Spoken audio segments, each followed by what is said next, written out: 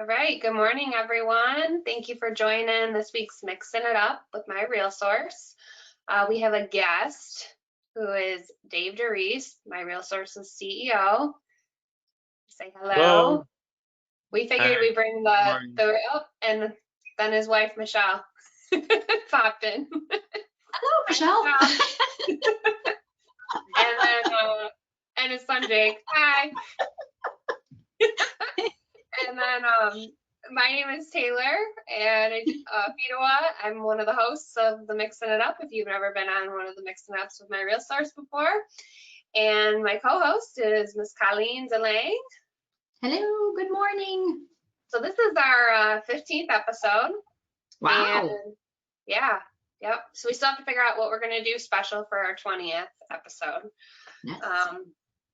But we're going to be talking about ABOs, coming soon listings, some searching tips, because Paragon has so many different searching options. So we've kind of put together some that we think are going to be the most beneficial for you, and some little tips and secrets.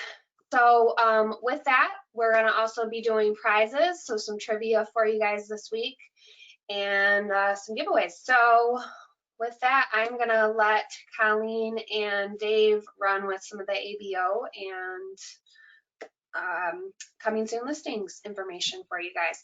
If you don't mind, let us know you can hear us and see us okay in the questions and chat piece. So I see a couple good mornings. Just let us know you can hear us okay. That would be great. Little housekeeping while we're waiting for that is just remember your go-to webinar panel is over to the right side. Usually it minimizes at some point to give you more viewing options on your screen. But if you do have any questions along the way, feel free to jump in. That's why we invited Dave. We put him on the hot seat today. So if you have any questions, as he's talking about these really important subjects of what you need to know about the new MLS statuses, or questions about searching, or you just need to see something again, feel free to put that right in the questions box. And then Taylor and I will be manning the questions as Dave goes through, and so we'll be able to take your questions as you're asking them. All right. Do we get everybody? Can everybody hear us, Taylor? I don't think anybody can hear. Sounds good. So I think we should be all right then. All right. All right, so we're going to see Colleen's screen here. We got a presentation for you guys. And you should be able to see my screen. Hold on. As soon as I click the Make Me a Presenter button. All right, Taylor, can you see that okay? Yes, perfect. Terrific. All right, well, Dave, this is kind of your show, so I'm going to let you take it away with that. Okay, so your first slide is showing the geographic footprints for the other MLSs that we data share with, which has grown to be quite a large number. So we've got over 30,000 realtors that are able to see our members' listings and vice versa. One thing that comes along with that is when we're data sharing with that many MLSs, we always have to have a place to put those listings in our system so that our members can see them. So that means when other MLSs add statuses, for example, if they add a new status, if we don't have that similar status in our database, that means our members would not be able to see the listings that came over from the other MLS if we didn't have that status. So what has happened recently is the National Association of Realtors, I think we have a slide for that.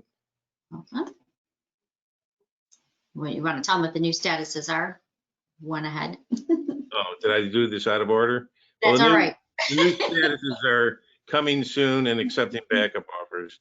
But I was going to say that the reason that there's these new statuses stems from the fact that the National Association of Realtors earlier this year put in place a new requirement that all realtors have to follow that says that within one business day of marketing a property to the public in any way, shape, or form, that it has to be in the MLS. So then many MLSs said, well, if there has to be a place for it in the MLS, that they thought they had to add these new statuses. Now, this was not something that MiRealSource started or wanted. This is something that we were put in a position where we had to add these statuses, like I said, to make sure that we had a place where the listings that came from other data share MLSs, it could go in our database and our people could see it. So it wasn't our idea. It wasn't our idea to add these statuses. We were put in a position where we had to add the statuses in order to be able to see those statuses from other MLSs. So your next slide should show us, the first one is coming soon status. So because of the new NAR rule, it's meaning that there has to be a place to put it, put that listing in one day, one business day. And it's if you market it or advertise it, and that means in any way, shape, or form. That's the big one that applies to most people, is that they put it on Facebook. They go and they get a new listing, they snap a photo, they put it on Facebook and say, here's my new listing, and that is considered marketing. And if it's not in the MLS within one business day from that post on Facebook, then it would be in violation of the new NAR rule that all realtors have to follow. So what this new status is in case somebody wasn't ready for it to be in an active status, they allow these statuses to be coming soon. Coming soon, however, is an active status. And the big thing that you need to understand about it being an active status is it accrues days on market. So even though it's coming soon, it's still accruing days on market. It also, the rules say that it must be entered into the MLS within one business day, just like the NAR rule says. You also must have a signed listing agreement. So it doesn't mean you just have a verbal handshake. You need to have a signed written listing agreement contract. You also have to have a coming soon addendum, which I think is on the next slide. So we'll show you that. So if you're going to utilize this status, you have to have both the listing agreement and the addendum to the listing agreement in order to enter it in the MLS as a coming soon. The other thing is when you go to enter it, you're going to be asked to put in an activation date. So it means that it's coming soon until the date that the activation date is that you're going to put in. And you can only put it in up to 7 days out. You can put it in for a shorter amount. You can put it in for 2 days, 4 days, 5 days. The maximum that you can put, though, is 7 days. You can't put 8 or 9 or 10. You can only go up to 7 days out. And then what will happen is on the 7th day at midnight, it will automatically activate. It will automatically move from a coming soon status to an active status. And that's the way that's going to work. The other rule about coming soons is they cannot be shown by anyone until the activation date. And that means both on the listing agent, the listing agent's firm, nobody can show it until the activation date. It cannot be relisted as a coming soon. You only get one shot at a coming soon. It automatically moves to the, when you go to use showing time to schedule an appointment, it won't let you set a showing for the first 7 days, but it will let you set an appointment on the 8th day. So that's already in place. There's no open houses allowed until the activation date. Buyers can still write an offer sight unseen. And we saw a lot of this in March and April and May when we were in the lockdown. the governor's lockdown. A lot of people, when we weren't able to show, a lot of people were writing offers sight unseen. A lot of deals got done that way. That can still be done with the coming soons. Remember, there is a state law that says that everybody has to present all offers immediately, and the immediately is actually in the law. So if you find yourself, especially in these low inventory situations that we're in right now, you see it coming soon, you know you can't show it, it doesn't mean that you can't still write an offer subject to the buyer seeing it at inspection. And a lot of deals were done that way this year already. And there's a form that you're going to want to use if you do write an offer sight unseen, and we'll cover that in a minute. If you don't follow these rules, there are fines. These fines are the same as other MLSs that we data share with. The fine is $500 for the first offense, $1,000 for the second offense, $2,500 for the third offense, and then possible removal from the MLS subject to board approval after that. So the next slide, I believe. Yikes. Those are big fines. Hey, Dave, before we go to the next, I don't want to interrupt your flow, but there were two quick questions. Someone asked, can you advertise an open house, but then not actually complete the open house until the activation date? Yes, you can advertise that there will be a open house on day 8, for example. Say that on day 8 you're having an open house. You can advertise the fact that there will be a open house on the 8th day. It's a good question because it also reminds me to talk about advertising coming soons. Because it's in the MLS as a coming soon, you can also advertise it. You can, for example, go on Facebook and post your coming soon status. The coming soon status will also be sent out in IDX. It'll also be sent out in syndication if your broker is allowing syndication. So for example, if your broker allows syndication of the listings to go to Zillow, for example, the coming soons will go to Zillow, and the coming soons on Zillow will not only say that it's coming soon, it will also include the activation date. So they're going to publish the activation date. Same with the IDX sites, same with any prospects that you have. If you're going to want them to see the coming soons, they'll see the activation date. So the activation date is published along with the fact that it's a status of coming soon. So that was a good question. We've got another one. So I think you briefly touched on this, but maybe you can expound a little. So can you put it in coming soon status, and then after day 7, can you relist it as a coming soon again? No, that's what I meant when I said somewhere on there was a bullet point that says you only got one shot at cannot be relisted as a coming soon. That's what that refers to, is you only get one shot at a coming soon. Coming out of a coming soon, you can do other statuses. You can either do active, you can do withdrawn, you can do things like that, but you can't go backwards to another coming soon. You only get one shot at a coming soon, and only for the 7 days. Okay. All right.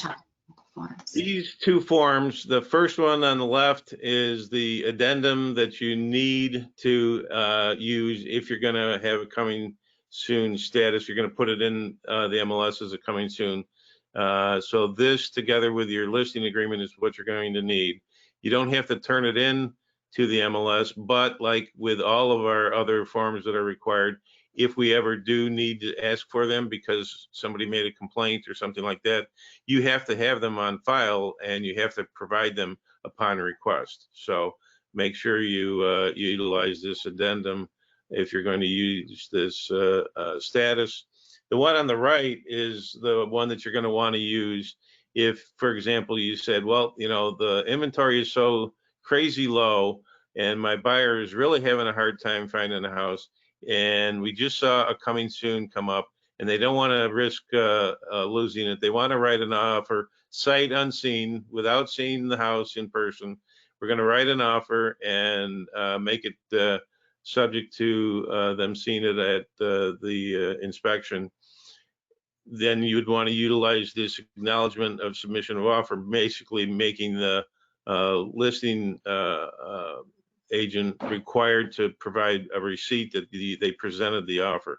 And remember, there's a state law that says they have to present all offers immediately. Plus, NAR also added this rule. So we've had this rule, we've had this form for years and years. Recently, NAR added the rule as well as that if requested, you have to give written acknowledgement that you presented the offer.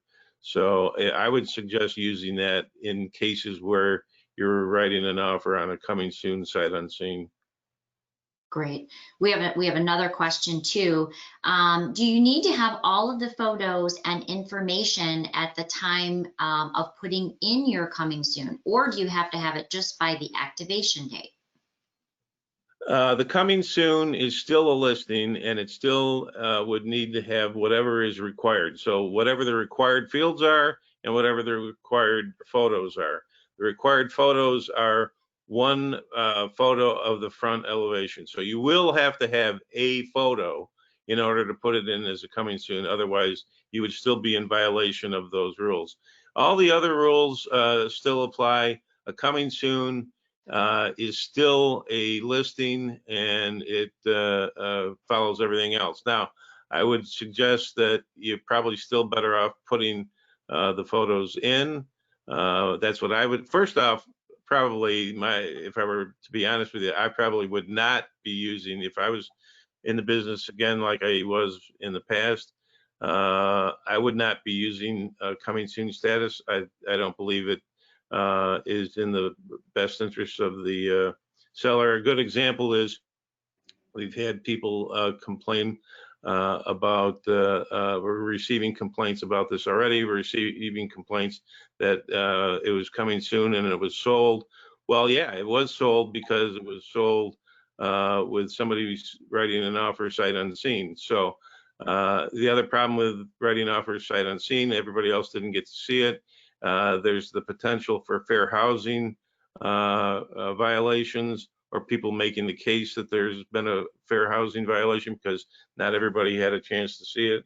So I wouldn't be using it, but if you are going to use it, if it was me, I would make sure it's been in the MLS, it's been advertised, it's got the photos, there's no possible fair housing problems with it. But myself, I wouldn't use it.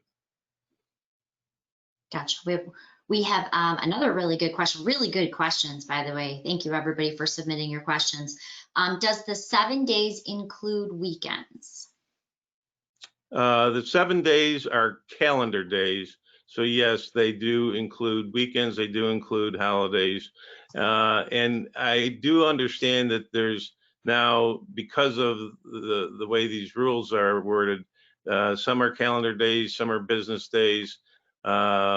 We've got 2 cases where they're business days. The one is this new NAR rule where it says you've got to put it in the MLS within 1 business day.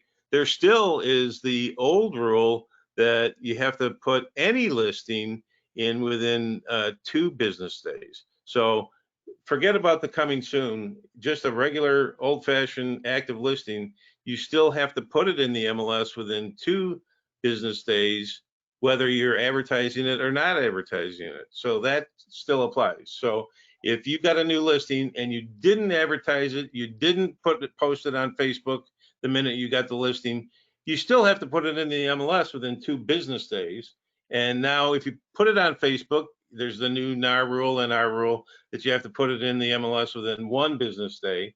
But when it comes to the automated, the reason it's this new rule is 7 calendar days is because we had to automate the database to automatically put it in, and it's easier to program the database to do it based on calendar days instead of business days. So that's why the activation date, you're going to count out calendar days, and counting every day, including weekends, including the 4th of July, including Memorial Day, whatever day, a day is a day in that case. Great question. We have one more question. We kind of covered it, but I can go back to it. What is actually considered advertising? And I think that's kind of covered on this slide that you should be able to see. The biggie is it's anything. It's basically it's anything. So if you put a sign in the yard, that's advertising. The biggie is if you put it on any social media of any kind, that's advertising. And what I see typically is people go and get the listing and immediately they post it to Facebook, and that would be that would count as well. So it's basically any kind of advertising you can think of. You post a flyer on the board at the grocery store, that's advertising. So anything is considered advertising or marketing. Okay, all right, so let me jump to the next status. I think you did both forms. I'm going to jump into the ABO status. Okay, accepting backup offers. The big thing about this one is this new status is also an active status. So what that means is, just like the coming soons, it's also accruing days on market. So the days on market is clicking off another day on market every single day. So let's say that you put your listing in, and because of the low inventory, you immediately got a bunch of offers and it went pending in the first or second day. If you, instead of pending, you said, okay, I'm going to use this brand new shiny status because it sounds like the new shiny thing, and I'm going to put it in as accepting backup offers. It means you already have an offer. It's really pending, but you're going to put it in as accepting backup offers. Well, what happens is if it's on the market still for another 30 days, you're now up to 32 days on the days on market. And if your deal then does fall apart and you want to put it back to active, it's going to go back to active as 32 days on the market already. And the other thing that you have to be careful of with this status is, because it's an active status, if it expires, if there's an expiration date for the listing that happens while it's in that status, it will expire and it will notify everybody in the MLS that it expired.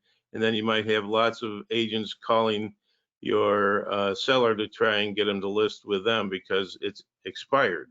So I'm also not a fan of this status for that reason. The other reason is because it doesn't really do what people think it does. It doesn't encourage backup offers. Because it's a separate status, people can search or filter their searches on it, and the number of buyers, especially in a low inventory market, buyers don't want to write on a accepting backup offer as a backup offer, because then they're not out there looking and missing out on a new listing that might come up tomorrow morning.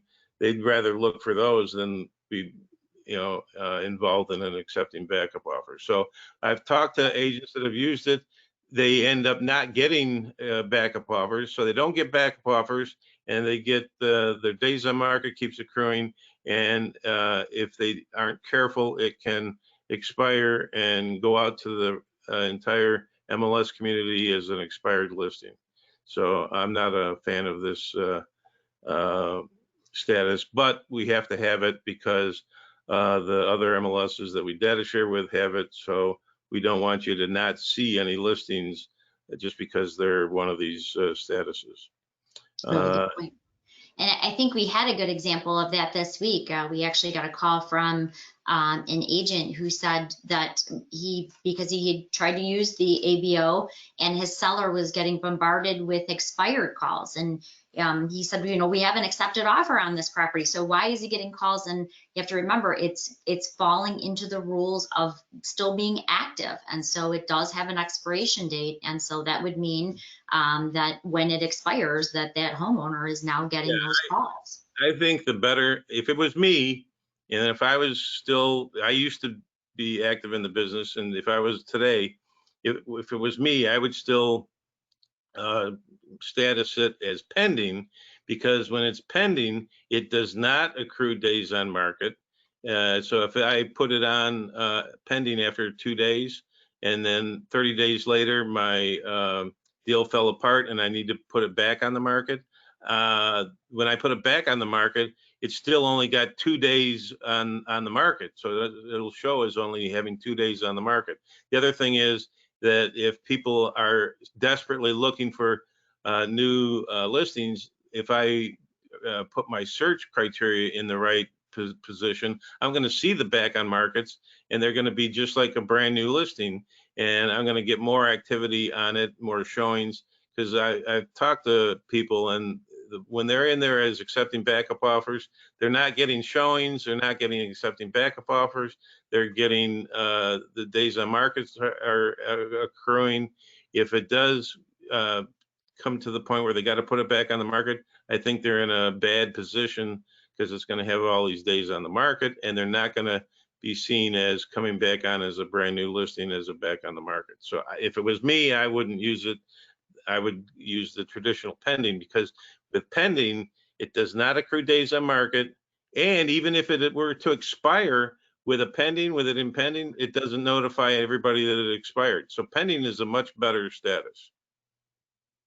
Very good. So we have another really good question from Hank.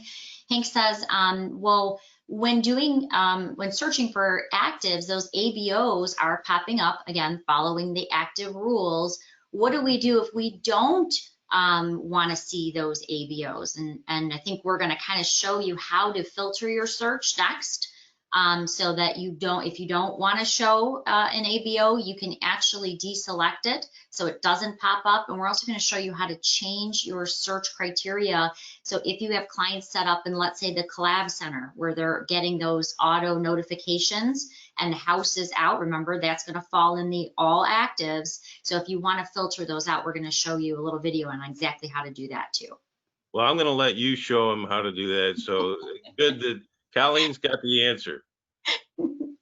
All right. Perfect timing, perfect segue. Yeah, that was pretty good. I'm impressed. That kind of leads us right into the next slide, and that's just remembering that it falls under the active. So if you do have your client set up in those auto prospecting notifications, you're going to want to remember to change those for every single buyer. So remember, you're not going to just do that for one person. It does have to be changed on an individual level.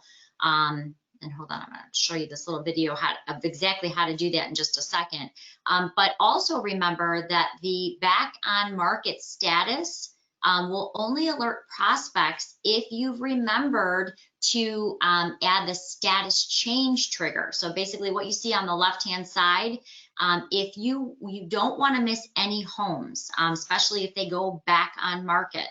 So you want to make sure that you have the trigger to show that, oh, there's a back on market. So you're going to want to actually make sure that you adjust your searches so that that status change option is selected, so that your clients not only get price changes, they get new matches, but they also get status changes.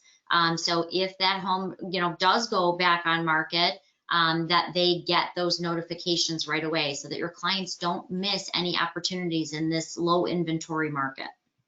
All right, and now Debbie did a great job. She actually recorded a real quick little video on exactly how to go in and how to select those options or deselect those options. So I'm just going to show you this real quick video. She did such a nice job. You just posted it this week.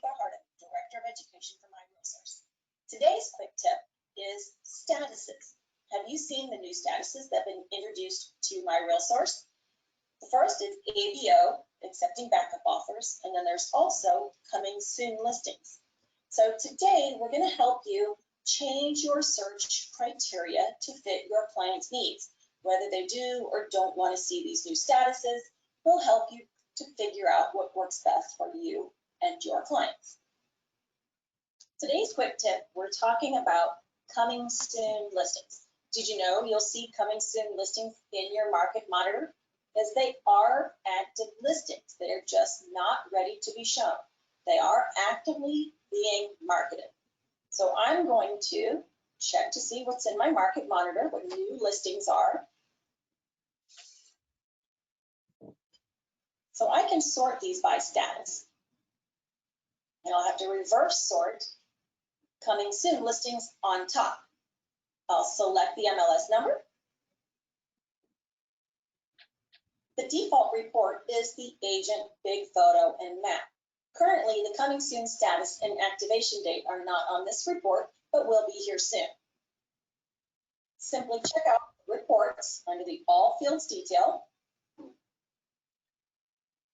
Under the All Fields Detail, you'll see status right here as a coming soon listing, and of course the activation date. Remember, you have 7 days to have a listing in the coming soon status.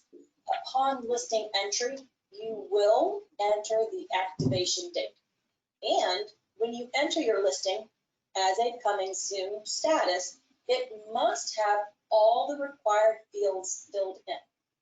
The other report I want to show you is the Legacy Full Agent. And this was our default for many years. And again, here you go, your status and activation date are all right here. Each one of the reports are just a little different. Remember that full detail one, the All Fields Detail, will give you everything that has been entered into a listing. Now next, I want to talk about the ABO status, accepting backup offers. It is new to us, but others in Michigan have been using it for a while and have made it part of their business practice. So I'm going to go to my client's contact record because she told me she does not want to see listings that already have offers accepted. So I'm going to go to my contacts icon, go down to view and manage contacts. I will select Kelly, and under her buyer activity is going to be her 2 different searches I have set up for her. First, we'll look at the lottery search. And to edit the search is right here on the blue bar. Edit search. And you'll see that she is receiving all active listings. So if that's what your client is receiving, they'll get everything. Active, back on market, keep showing the contingency applies, accepting backup offers, and coming soon. And my client said she didn't want to see something that already has an accepted offer. Now, we talked about the contingency too, and she said that one was okay. So we're going to save. Now remember, this wasn't my decision, but my client's decision. And from here, I simply need to save my search. I'm not going to do save as. I don't want to change the name. Let's save as, and simply select save. Now remember, I don't need to search or send my listings to my client, as the Collab Center will take care of everything. But she did have a second search, so I wanted to make sure that both of her searches were set up the same. So I'm going to select Kelly's search. And again, it's edit search. I'm going to select my magnifying glass and unselect what she does not want to see. Save that and save my search. And there you have it, making sure that your clients are seeing exactly what they need to see. I hope you've enjoyed today's quick tip, and thank you for watching.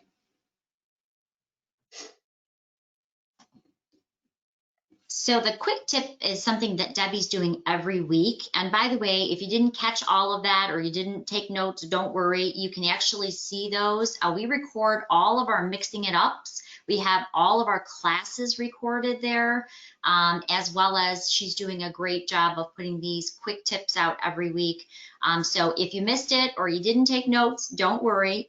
Debbie actually just or actually, I'm sorry, Taylor just actually put our YouTube channel there where you can find everything.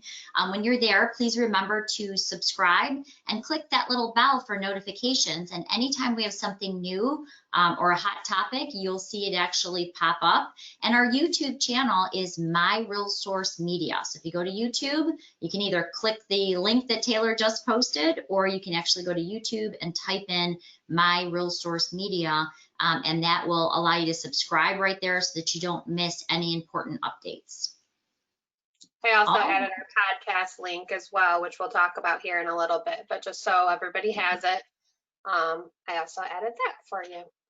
Awesome. All right, let's see. Do we have any more questions for Mr. Dave? Let's see. If you have any questions for Dave before we start the next section, well, just feel free to type them in the question box now. So we are, again, going to post this class. That was one of the questions. We are going to be posting this and all of our classes. Our classroom is not open at MiRealSource yet, so if you need help writing a contract with Transaction Desk or signing with AuthentiSign, or maybe you're looking to do some lead generation, maybe you want to better promote your listings, all of our classes have been recorded. Debbie's done a great job of organizing our YouTube channel to come up with these great playlists.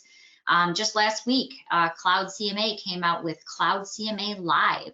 So if you want to know what the differences are and how it works and how you can use live streaming services to present your CMAs, we have classes on all of that.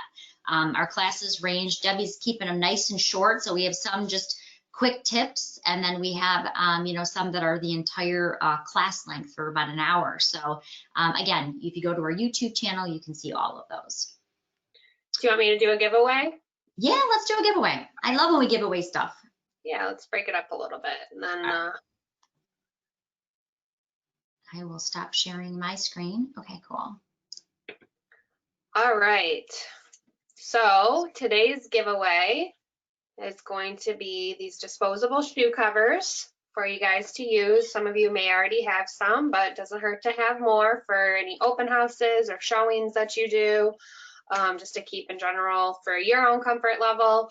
So what we do if you've never won a prize or you're new to this is I'm going to ask a trivia question. There's a questions and chat bar that everybody's been using so far. That's where you're going to submit your answer. So the first one that comes through is going to be the winner of this trivia question. So my question is, let me pull it up real quick just to word it right. All right, so MiRealSource has recently released a benefit of one-on-one training, calls, meetings, that's all virtual. So if you are interested in this and things that we've covered, or just general products that we offer, where do you go to schedule this one-on-one? We've talked about it in the past, Mixing It Up. And you've maybe seen it somewhere pop up for you guys. So where do you go to schedule your very own one-on-one sessions?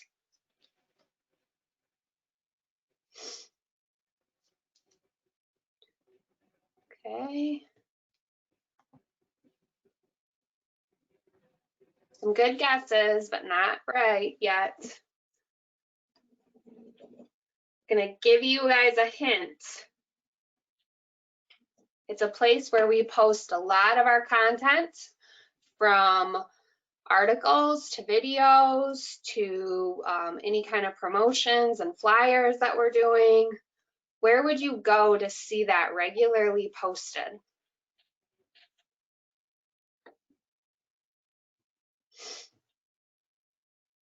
This is a good question to ask, apparently. Good job. Yeah. Yeah. You want a little bit of stumps because then people learn something new.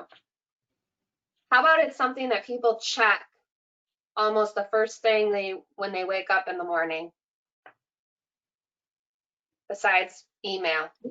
I think we got somebody. All right, we got a winner. We have Jill Lutz is our winner. That is right, Jill. It is under, I thought I had mine pulled up. Thought I had my MiRealSource pulled up, but I had mine pulled up. And Jill, thank you. You are always so good about submitting great questions too. And it's nice seeing you. You know, we've seen you on so many of the classes and so many of the Mixing It Up. So thanks for always attending, and keep those questions coming. So if you want to schedule a one-on-one with us, you can actually go to our Facebook appointment calendar that we recently added, and you can choose the topic that you would like. This is all via webinar or phone call or however you would like to do this. All of our products are on here. Choose a date. It has about a 3-day lead time for us to kind of get back with you on a date and a time that you requested, so that we can find you the right trainer for that product and their availability as well. So when you go to our Facebook page, if you do not already like us on Facebook, please do so. Just MiRealSource on Facebook. You'll be able to easily find us. And then you can just click book now right here, or you will be able to see the availabilities of all of our products in one-on-one sessions. So Colleen's already done a couple of these. Do you want to say anything about it, Colleen, kind of how it's gone? You know, it's been really great because I'm able to shadow their screen. So, for instance, Linda Fennell called me and she said, you know, I'm doing what you showed me, but there was something missing from her screen. Her Facebook icon was not popping up. She was doing everything just the way we had showed her to do it. She just turns out that her settings were set to not allow pop-ups. So the nice thing is we got to do a little walkthrough of the product, got to show her a couple quick, you know, tips, and then I was able to actually assist her so that she could post stuff out. And, you know, sometimes you may just have questions also that are kind of cross the lines. Like I'm doing some lead gen, but I'm also using Clouds lead gen, and I'm using Market Stats lead gen, and how do I tie those together? So, you know, even if you have just a couple specific questions that maybe you're a little more visual like I am, maybe you just need somebody to kind of walk you through it, that's what we do. So these one-on-ones are great to handle those specific questions. I've done, I think, about 6 of them now, and it's gone very, very well. We've not only answered the questions that they had, but we've showed them some new things that they can use and given them some new ideas and ways to use it. So I think it's been really successful. Yeah, and we want to be able to give everybody as many options right now as we can, given the times, and we're not having the in-house classes until further notice. So this gives you that little bit of one-on-one on top of any live webinars we do in the future, but then you also have the recorded. So we're trying to give you guys as much variety as possible. And if there is something that is maybe not listed here, you can always put that in the notes when you request that as well. So if it is something about Paragon, but you don't want to, you want to kind of narrow it down to something more specific, you can go ahead and you can do that in the notes as well. Okay, just so we can prepare a little bit better for you. So congratulations, Jill. I'll be reaching out to you to get the desired mailing address to send you those shoe covers. Awesome. I love those shoe covers. I keep them inside for any time I have to have the cable man over or any, you know, things like that. So they come in really handy. They don't have to take their shoes off and doesn't become a whole hassle. And one more thing I want to point out just before we move on about this great appointment center that Taylor set up for us is the nice thing is when you're using this and you're booking a one-on-one, our tutors are realtors. So they actually are out in the field. They're using these products. These are not third-party tech people. These are actually our staff and our group of realtor trainers. So they're going to be able to give you good examples and real life help. And so watch the classes first, as Taylor said, so that you familiarize yourself, especially if you're, new to that product. But again, if you have questions after you've watched those pre-recorded classes, that's exactly what these one-on-ones are for. And remember, they're free, they're complimentary with your membership, so feel free to take advantage of those. Okay. All right, I'm going to hand it back to you, Colleen. All right. Thank you. Did you shoot me the button or do I need it? Oh, thank you. Yeah, I had to find your name in the list. Sometimes it's a little delayed, so it's, it's always fun. All right, let me just, can you see my screen, Taylor? Yep. All right, I gotta move my little box. For some reason, whenever it gets handed back, it always kind of reorganizes my screen, so it makes it a little Yeah, more you have to challenging. jump around. I'll show your desktop or something. Everybody can see how messy my desktop is when I take over. Oh my gosh, I know. I hate to show that because I've got like stuff everywhere. Anyway, so the second portion of what we wanted to go over today is, as an agent, I want to be able to search quickly. I want to make sure I'm finding everything. And when I came on board to work with the staff, there was a bunch of searching things I didn't really know, or, as agents, we do things the same way. We tend to search the same way with the same fields. And I had no idea that a lot of these things existed. So I said, one of the things I wanted to do is, in my classes, I wanted to be able to show people what I had learned to make it a little bit easier. So we're just going to give you a couple quick tips and tricks now to be able to search quicker, more efficiently, and to maybe find a couple things in Paragon that you didn't even know existed. So the first one I want to show you, and you may be familiar with this, but right up at the top, if you are trying to find one property very quickly, there is this power search, and this power search is very Google-esque.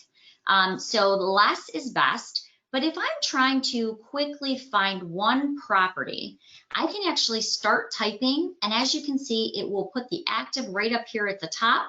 I simply type in the address, and now I can find that property that I'm looking for. But a lot of people don't know that you can also use it with an MLS number, or you can use it with someone's name. So let's say that I'm going to use Ed, who's on our call today.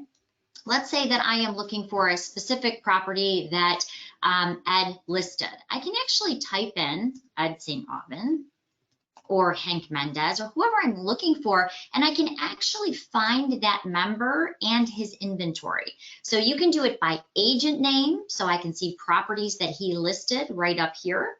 I can find his information in case I want to send him an offer. So it's very easy to not only use that for a property address, but to also find an agent name. So if Ed is saying, hey, I listed this great property, and then I wake up this morning and I can't remember the name of the property or the address, I can simply find it by his current listings. I can actually just type in his name and find it that way. You can also type in an MLS number, and I could actually open up all of his listings by simply clicking this listing 10. It's going to take me into some inventory that he has very quickly, so I can find that property. So don't be afraid to use that power search. It's really set up if you're looking to find one property or one agent very quickly. If you want a little more detail, maybe you're on the phone with a buyer and you want to be able to find a 3-bedroom home in Sterling Heights for $250,000. That's when you're going to use more of your quick search. The quick search, which you see located over here to the right, it also now has a memory. So if you pulled something up yesterday when you were speaking to someone on the phone, you can actually go back to a previous quick search that you did, or even save your quick searches so you can go back if you're talking to someone again on the phone. The idea of the quick search is it's not really where you would do a full-on detailed search, like I'm looking for a 2-car garage with a fireplace and I'm looking at 203K financing. It's not where you're going to do a full-on detailed search, but it's where you can find properties very quickly if you're on the phone with someone or you're just looking to pull up a couple addresses.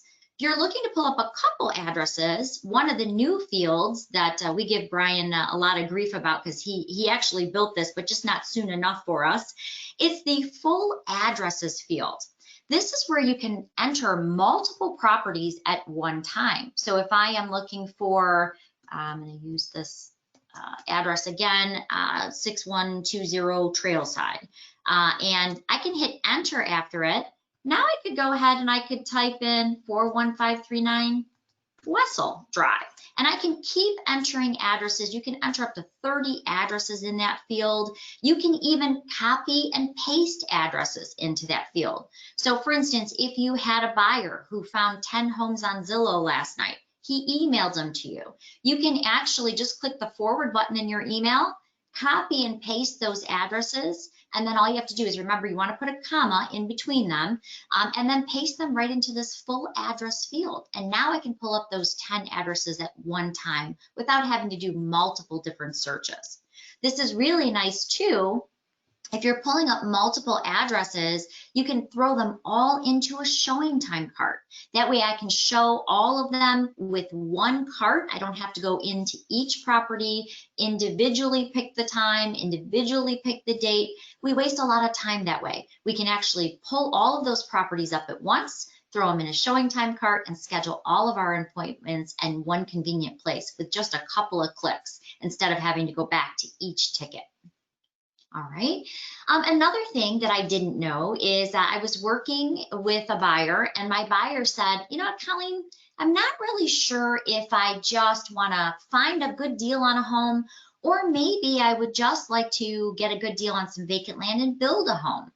Well, I didn't want to set up two different searches for him. So what I did is I went under search and I went to where it says multiple class. So if you click multi-class, which is right here at the bottom, it actually allows you to set up one search with multiple different searching criteria. So I could actually search vacant land and single family home, but I only have to set up one search instead of setting up multiple searches, especially if you're putting them like in the collab center. You don't want to have to create search after search for that buyer. You want to be able to just create one quick and easy search. Another thing I wanted to show you is we've enhanced the map search, and I'm a huge fan of this because it allows you to be a lot more specific, meaning especially when you are selecting comps in a particular area, by using that map search, you can be very specific and stay within 1 mile of your subject property if you're looking for comps. So let me kind of take you through that process. Now what I did, so you didn't have to see me fill in all of the search criteria, is I have saved a lot of searches, but in this case, I'm actually going to go back to a previous search. This does keep your previous searches. So if you click on last search, I can fill all that criteria in much quicker, so you don't have to see me type it all in right now. But where I want to take you is I'm going to pretend for a moment that I'm looking for comps this happens to be Sterling Heights where we're going to be looking, and I want to make sure I'm comping this home properly. So I've gone in and I've put in things like that it's a single family residential home. I want my actives, pendings, and closed. I want to go 6 months back. But in this case, I want to be able to stay within 1 mile of that subject property. So I'm going to go into my search by map. And what that's going to do is it's going to open up my map search, which by the way will generally open to where your office address is. However, you can customize where it opens to, but my map is basically going to open. You can see this red X right here. That's actually opening up right to my office location area. But what I want to do now is I want to filter this down and look for where my subject property is going to be. So I'm going to zoom in a little here for you, just so you can kind of get a better idea here. And now I want to go up here to where it says center my map. So I'm going to go center my map, and I'm going to type in my address of my subject property. So I'm going to use 41539 Wessel. Now this is using Google Maps. So again, less is best. This happens to be Wessel Drive. So leave off the drives, the ways, the places, the boulevards. You'll find it works a lot better that way. All you want to do is put in the root address, comma, the city. So I'm going to say I'm looking for this subject property. I'm going to click my magnifying glass, and it's now going to hone me in to right where that subject property is. And I'm just going to zoom in a little further so you can see it a little closer. Okay, so I know my subject property is right here. So it's just off of Shaner. But now I want to make sure that the comps I'm selecting with the criteria I've already put in, I want to make sure that I'm staying within 1 mile of that subject property when I'm pulling my comps. So I'm going to go up to miles, type in the number 1, click my search radius, and what you're going to see is it actually draws that radius, so I now am ensuring that I am going to stay within 1 mile of the subject property. The next thing you're going to notice is it kind of gives you these numbers, and for a while I didn't know what this was. It just means that those two particular comps are very close, so it's basically clustering those. But if I want to go in and see those comps, all I have to do is click into that 2, and I now can go in and I can review the comps that it's pulling up for me. I can even go right into the listing ticket from here if I wanted. But one of the things I was a little challenged with was if I wanted to, in my subject property, in my mile, let's pretend for a moment that this happens to be, I don't know, Lake St. Clair. We'll do a little pretending here for just a moment. Let's pretend that I'm listing this little brick ranch off of the water right back here. But these two are Hank Mendez's $1 million waterfront properties. So congratulations, Hank. Apparently you've got some $1 million waterfront properties right there. But if I were to pull these numbers into my CMA or into my comps, it's going to really screw up my comps. I'm going to have to go in and deselect a bunch of properties. So a quick tip here is if I simply go to edit right up here at the top, you'll see edit and draw. If I click on right next to edit, the drawing tools, I can actually draw a shape on a shape. So what I'm going to do is I'm going to say I want to exclude, no offense, Hank, I want to go ahead and exclude Hank's $1 million property so it doesn't screw up my numbers in my CMA. So what I'm doing is I'm literally drawing a shape within the shape, but now I go to the edit button, and instead of including those $1 million waterfront properties, I'm going to exclude them. So what you're going to see is it turns that shape red and is now going to remove them. So I don't have to go in and deselect a bunch of properties that I didn't want to add. So again, this is really good if you're doing waterfront and you need to exclude something, or maybe if you have a subdivision where half of the subdivision is older construction and half of the subdivision is newer construction, and you kind of want to draw that dividing line, this is a great way to not have to go in and deselect 20 comps, but simply exclude that particular area. One more thing here, remember you have these great layers right up here on top of your map. So if you wanted to add in school attendance zones, maybe you want to add in the floodplain information to see if that property falls into a floodplain. You can actually add those by going right up to the top where layers are. And then also if you wanted to kind of get an idea of how that neighborhood looks, I'm trying to reduce my drive time anymore, and now with sheltering in place that we did, we were kind of wanting to see what does that neighborhood look like right from this map. Well, remember, if you go right over here to the right, you have that Google man. All you have to do is grab that little man and actually set him in front of your subject property. By the way, if you grab him and you move him around your map, you're actually going to be able to see the property you're about to set him in front of. So if I let go of that little Google man, I literally now can walk down that street. The nice thing is I can actually see the neighbors to the right. I can see the neighbors to the left. I can actually do a 360 view because remember, this is actually just using your Google Map features, but it allows me to get a better idea of the neighborhood without even having to leave my home. So if I want to walk down the street, if I want to do that 360 view, I can do that right from here. Okay, so it makes it a little bit easier to kind of value the neighborhood when you're trying to do comps. So just a couple quick tips today on finding comps, being able to search a little easier in Paragons. I hope that helped a little bit. Taylor, did we have any questions on any of that? Muted myself. There's just a question about deleting a saved search. What's the easiest way to do that? All right, so Sage searches, I'm going to go into my searches.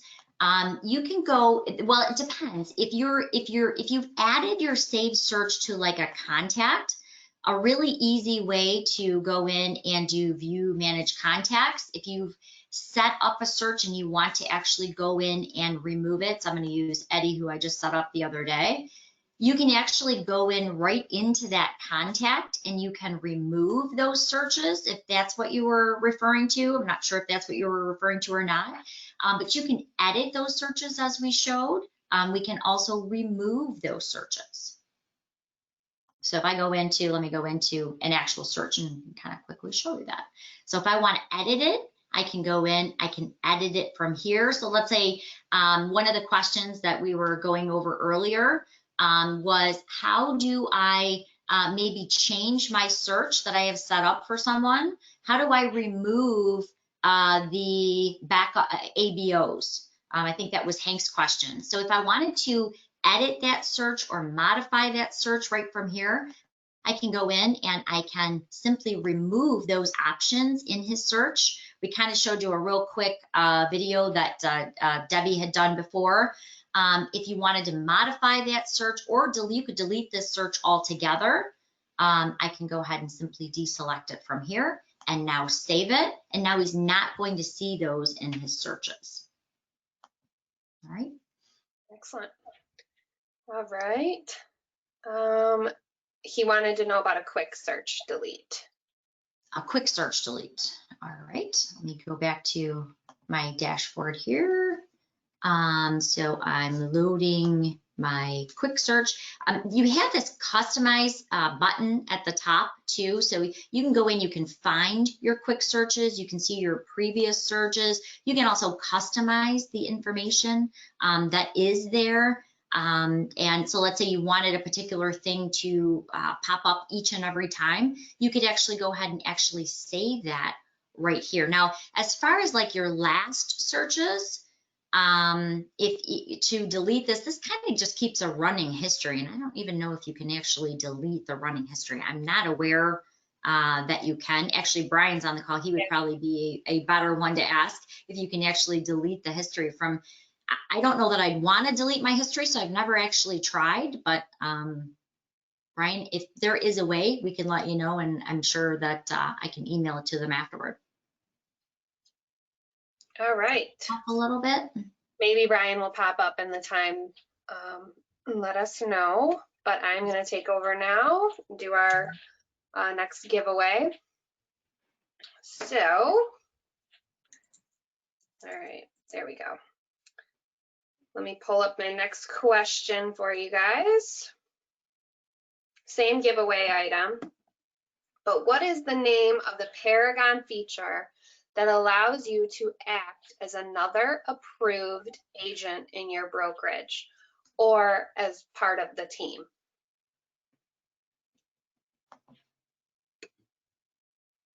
Good question. If you were on the Mixing It Up last week, you'll probably know the answer to this one.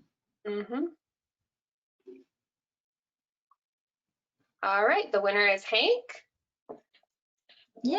Yay! And the answer is assumed identity. So good job, Hank. I think you were on last week too, because you won the what was that game called again that we gave away? I think we did the cornhole toss last week. Cornhole, yeah. So you won cornhole game last week, and then this week you're gonna win Paying Attention is the disposable shoe covers, and the answer was assume identity. So great job. Thank you for following along. And I'm just going to show you guys quickly where assume identity is. When you are in Paragon, you can just send us a request if there's somebody that you work with, you have an admin, or you are an admin and you want to have easier access to the agent that you work for, or you work as a team. Brokers have this set up, can have this set up as well, where they can go in as the agents. So with that request, you can actually easily switch over to that person versus signing out and using their login. This is really important because it allows that team leader, that broker, that agent to see who made the changes that they made. As well as just that extra step of having to log in and out. You just simply go to assume identity up in the top right corner. Then anybody that you have access to will be listed, or you can just quickly search their name, and I can go in as Colleen, for example, and assume her identity. And now I am in as Colleen. So if this is something you're interested in, or setting up an admin team where you guys can work together, there's also different levels of what people can see. So go ahead and let us know if that's something that you want. But this is one of the things that our speaker last week, James Ray, talked about that he uses a lot as a team lead as well as a broker. So Hank, congratulations, you won. And it's really easy just to bounce back. You just return to your account right here. And now I'm back under Taylor. But what's nice is if I were to go in, like I said, and make like a price change or something under Colleen, I now, as the broker or that agent, can go and see who was the one that made that price change. So even though it was Colleen, or I'm in Authenticign and sending stuff as that broker or that team lead, I can still see which admin was the one who did that. Hey, Taylor, I'm sorry. I misunderstood your question about deleting the saved searches. I thought we were talking about from what Dave covered. Can I steal it back from you one more time now that I've read the question? I'm sorry. I think I was thinking about what we were covering earlier and I was trying to relate back, but I think I overthought it. So if you toss it back, I think your question was, how do you delete a saved search? So I'm sorry, I went in a total different direction with that question. But it's very simple. If you go to your searches, right under your search, you'll see saved property searches. I think this might have been more what you were trying to ask. This is going to show me all of the property searches that I have saved. And so if I wanted to delete a particular search, I could just go ahead and check off the search that I'm looking to delete and then hit the little delete button right up at the top. I hope that wasn't anybody I really set up in real life, but that's okay. I did that the other day too. So again, I'm sorry if I misunderstood your question. To delete your saved searches, if it's not assigned to a contact, it's just a saved search that you've set up, just go back to search. And then saved property searches right over here, and you can delete them right from here. If they are assigned to a contact, again, you can go in and modify or delete them right from your contacts too. So sorry if I misunderstood that. It's good though, because you covered all three sides of it. And Brian says there is not a way to just do quick delete of your last search history. It stores that, but like what you showed, the specific contact or the changes, or your loaded saved searches are there to be deleted. So hopefully that answers your question, David. And that's all we have today. I just want to do a little shameless plug real quick before we close out. And that is going to be our podcast. We take over again, Colleen, real quick. Bear with us, everyone. All right. If you have not subscribed to our podcast, please do so. We put out content every Tuesday at 9 a.m. This week's episode was just some pandemic takeaways and real estate photography. I was the person interviewed with Dave, and just going over some things that we've discovered and things that we think agents are going to be doing moving forward, things like that. So check out our podcast, because every topic each week is different guests. To listen to the podcast, you go to yourrealsource.info, and you can just hit this little arrow right here to subscribe to whatever platform you like to listen to podcasts on. If you are totally new to podcasts, I'm relatively new the last couple years, can be intimidating. Where do I go? Where do I start? So a lot of them are just under Spotify or Apple Podcasts. You can just simply open that up. It'll connect on your laptop or on your phone and search whatever podcast you're looking for, topics, things like that. And yeah, so go ahead and take a listen. We have different episodes about education, vendoring services that we do and what that means for our members. Data distribution, this is really relevant to every agent with IDX and syndication and things that they need to know. And all our data sharing and all the different types of data sharing that we do. So these are some of the episodes so far. And I just wanted to plug that. as well as we are looking for our member spotlight for the month of July. So if you have not nominated somebody yet, think of somebody that you think would be great member. It doesn't have to just be an agent. It can be an admin, an office manager, a broker, team leader or team lead for the brokerage, and just kind of, you know, some good deeds that they do, ways that they've helped you. Just something we like to do every month to recognize the positives that people are doing, our members are doing out there, and let us get to know our members a little bit better. Us as the staff, as well as each other, getting to know each other even more. So go ahead and nominate somebody that you think of this week. That would be awesome. I like to go through those here soon. And of course, our YouTube channel that Colleen mentioned, just MiRealSource Media. I added the link down there for you guys, as well as the link to the podcast so you can easily find it. But this will be, Mixing It Up will be on our YouTube channel, as well as all of our past episodes and all of the classes that we have recorded, as well as some new original content is in the works as well. So thank you all so much for joining us today. Colleen, Dave, you guys did a great job. Thank you. It was kind of nice just to observe and watch and just be the one to give away prizes. And Jill, Hank, I will be reaching out to you guys to get your desired address. So congratulations on winning the shoe covers.